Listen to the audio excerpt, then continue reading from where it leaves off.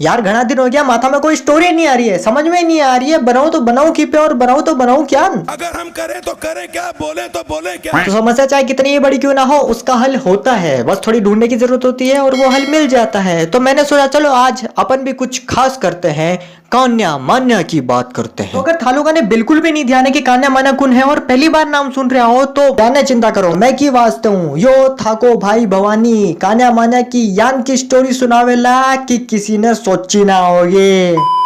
तो जी भैया ने अबार ओ लाग रही है कि मैं बाकी स्टोरी आ लेना है, इस स्टोरी में भी की भी अल्लड़ बल्लड़ की भी बकवासा कर दूं तो चिंता मत ही करो। मैं राज भवानी कान्या मान्या की 100% रियल स्टोरी सुनाऊंगा बिना किसी मिलावट के। और अगर फिर भी थाने लोगों ने घना डाउट हो रहा हो तो थे कान्या मान्या हूँ साक्षात पूछ लीजो, पर पहले पता कर लो बे दोनों असल में है कठे। आई गयो जी मैं क्या हो सकला। तो वेलकम बैक माय डियर भाड़ा बंधु, क्या हो सकला। तो स्टोरी शुरू होने से पहले मैं आपको इंट्रोडक्शन करा देता हूँ, कौन था कान्या कौन था मान्या। तो कान्या मान्या दो थे भाई, करते थे लड़ाई। कान्या होशियार था, मान्या डेढ़ होशियार था। कान्या अच्छा था, मान्या बुरा था। सोचने वाली बात यह है कि यहाँ पर ये दोनों एक दूसरे को उलट थे। कान्या एक और जहाँ बहुत अच्छे अच्छे काम करता था, लोगों की नजरों में आता था, लोग उसे अच्छा मानते थे, वहीं पर मान्या एक नंबर का हरामी साला, मतलब घणो बुरो हो जी। यहाँ पर एक और नियम लागू होता है जो हमारे बड़े बुजुर्ग हमें बड़े प्यार से सुनाया करते थे, बेटा जो होता है वो दिखता नहीं और जो दिखता है वो होता नहीं। और ये बात सही भी है। कान्या दिखने में बड़ा गुंडा टाइप का हरामी लगता था, लेकिन असल में बहुत अच्छा आदमी था, दिल से बहुत अच्छा आदमी था, देव मानुस था एक नंबर का। अब लॉकडाउन में भी वो घनी लोगों की मदद करी, यहाँ तक कि वैक्सीन आने के बाद में भी उसने बिना देखे कुछ सोचे समझे अस्पताल से वैक्सीन चुरा करके अपने गाँव वालों का टीकाकरण किया। और उसकी रफ्तार इतनी थी कि 2 दिन के अंदर ही उसने पूरा 100% टीकाकरण कर दिया, बिना ये देखे कि उम्र क्या है। 18 साल से कम बच्चों का भी उसने टीकाकरण कर दिया, मतलब मस्त आदमी था। कान्या का असली नाम कन्हैया लाल था, लेकिन प्यार से लोग उसे कान्या कान्या बोलते थे, जिसकी वजह से उसका यही नाम विख्यात हो गया। अब आधार कार्ड में भी उसने यही नाम लिखाया था। वहीं पर मान्या पूरी तरह से इसका उलट था, वो ना तो लोगों की मदद करता और ना ही स्कूल जाता। साला एक नंबर का हरामी स्कूल से भाग करके आ जाता था और सिनेमा जाकर के फिल्में देखता था। उसका असली नाम मनोहर था, लेकिन शूट आउट एट वडाला देखने के बाद में उसने खुद का नाम मन्या सुरवे रखा, जो कि उस फिल्म में गुंडे का था। तो बस ये अंतर था कान्या और मान्या में। तो कान्या मान्या दो थे भाई। घर वालों ने एक बात बताई, बेटा मान्या कर ले पढ़ाई, बट मान्या से भाई मैं क्यों करूँ पढ़ाई, मन्ने तो बननो है डॉन, मतलब भाई। मान्या ना तो खुद पढ़ाई करता था और ना ही अपने भाई को करने देता था। मैं फिर से बोल रहा हूँ, हरामी था साला एक नंबर का। साला अपने जैसा ही बनाना चाहता था अपने अच्छे भाई को। तो ये तो बात थी उनके बचपन की। धीरे धीरे वो बड़े हुए और 20 साल तक होने के बाद में दोनों कान्या मान्या सुधर गए। हाँ मतलब कान्या तो सुधरा हुआ था ही, मान्या और गणों सुधर गया। तो एक दिन मान्या जब बाजार में घूम रहा था तो एक बुजुर्ग अंकल आकर के मान्या को बोलते हैं, बेटा मान्या क्या ने रूल तो फिरे, क्या ने रो तो फिरे यान, कोई धंधो ही कर ले छोटो।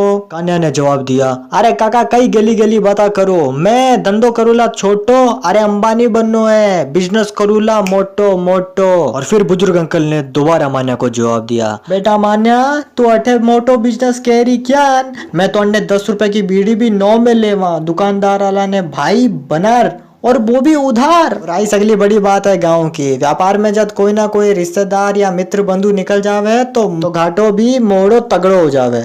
और यहाँ पर दोनों भाई कान्या मान्या जोधपुर जाने का फैसला करते हैं। मालूम है ना गाना, कान्या मान्या कर चाला जोधपुर, तो जा रहे हैं जोधपुर। बयान आप लोगों ने ध्यान ही लो, संघर्ष ही जीवन है और जीवन ही संघर्ष है। कुल मिला के बात ऐसी तैसी सगला की होनी है। तो अपना भाई कान्या मान्या क्या सुखी रह जाता, ये तो फिर भी मोटो तगड़ो बिजनेस करवाने जोधपुर जा रहा। तो भाई यान तो हो ही नहीं सके कि बिना कठिनाई या बिना संघर्ष के ये मोटा तगड़ा बिजनेस कर ले, अर्थात परेशानियां घनी आबाली। पहली परेशानी, मोटे तगड़े गंडकड़ों से सामने। देखो कान्या मान्या इतना भी गेला को नहीं आ कि कोई भी शहर बिना यानी मुंडो उठा चले जाता रहे। बाकी नानी ही जोधपुर में विवाह से जोधपुर गया, नहीं तो जयपुर नहीं जाता रहता। तो आई गया मामा दोनों भांजा ने लेवा खातिर। तो स्टेशन पर जैसे ही मामा आते हैं और दोनों भांजों को अपनी बाइक पर बिठाते हैं तो अचानक से वहां के कुत्ते उग्र होकर के उन तीनों की तरफ भौंकने लगते हैं। वो इतना तेज से भौंकते हैं कि उन सब लोगों के पसीने छूट जाते हैं। अब मामा और दोनों भांजे बाइक पर बैठ करके तेज तर्रार भागने लगते हैं, लेकिन कुत्ते नहीं मानते हैं और पीछे भागते रहते हैं, भागते रहते हैं, भागते रहते हैं, भागते रहते हैं। कान्या ने जैसे डरते डरते कुत्तों को समझाने के लिए इंसान और कुत्तों के बीच की भाषा का प्रयोग किया, जैसे ए, हुर हुर दुर दुर दुर ए, रुक रे, ए, धट। लेकिन कुत्ते कहाँ मानने वाले थे, वो और पीछे पड़ गए, पीछे पड़ते गए। लेकिन फिर भी भाई उनकी कैपेसिटी होती है, वो ज्यादा देर तक भाग नहीं सकते, तो थोड़ी देर बाद में वो अपने आप रुक गए। वैसे आप लोगों को ये तो पता ही होगा कि कुत्ता बिना रजिस्ट्री के ही अपने मोहल्ले की रोडों के मालिक होते हैं और आने जाने वाले लोगों पर वो कभी भी भौंक सकते हैं। और वो भौंकेगा भी, क्योंकि अगर वो नहीं भौंकेगा तो पास के मोहल्ले वाले कुत्ते उसे कमजोर समझेंगे और उसके इलाके पर कब्जा करने की सोचेंगे। इसलिए पावरफुल होके तेज दर्रार भौंकने का। यार मैं ये डॉग की बायोग्राफी ज्योग्राफी क्यों झाड़ने लगा। खैर, कुत्तों के भौंकना बंद करने के बाद में कान्हा मान्हा और उसके मामा थोड़ी देर पश्चात में अपनी गाड़ी को रोक करके एक पेड़ के नीचे आराम कर रहे होते हैं। लेकिन उनका ये आराम वहां के कबूतरों को बिल्कुल पसंद नहीं आया और उन लोगों ने इनको मजा चखाने के बारे में सोचा और वहां के कबूतरों ने एक प्लान बनाया कि चुपचाप से उड़ जाए। और क्या, कि कबूतर भौंक सकते नहीं, अगर भौंक सकते तो वो भी कुत्तों की तरह भौंक करके डरा देते उसको। और क्या, वरना ज्यादा परेशान नहीं करते हैं कबूतर, तुमको भी पता है। तो जब वो परेशान करेंगे नहीं तो वो उनके आंटे में आएंगे क्यों और उनसे बात करेंगे क्यों, उनके पीछे पड़ेंगे क्यों। तो बस मैटर खत्म। और कई एक ही पीछे कान्हा मान्हा और मामा तीनों उठा, बाइक ने रवाना करी और घरे पहुंचा। नानी खिलाई मैंने दूध की कुल्फी और मिर्ची बड़ा खाया, सो गया। और सुबह मामा ने कान्हा मान्हा के ऊपर गाना तैयार किया और उसे गाया, जिसके बाद ये गाना हिट हुआ और लोगों को आज भी कान्हा मान्हा याद आते हैं।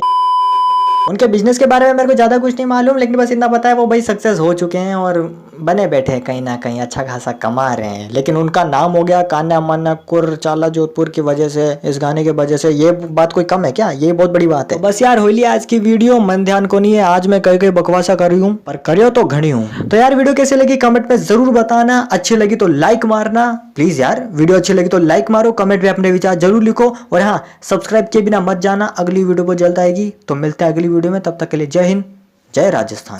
चले बायरून उडे तारू लहरियो सरर उडे रे सतरंगी तारू लहरियो आओ मारा बाल माले रे मंगई दू एस्टे स्टूडियो रे गाँव